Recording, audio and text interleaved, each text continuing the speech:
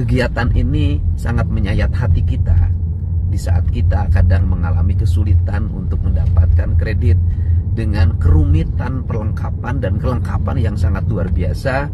Ternyata masih ada kredit digelontorkan kepada korporasi tanpa jaminan dan kelayakan kredit yang memadai dan jumlahnya ratusan miliar.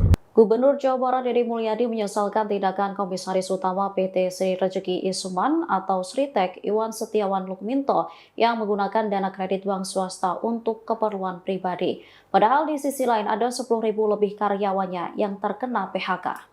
Diketahui Kejaksaan Agung menemukan kejanggalan terkait penerimaan pinjaman uang dari sejumlah bank untuk PT Sritek. Ternyata PT Sritek mengalami. Download Tribun X sekarang.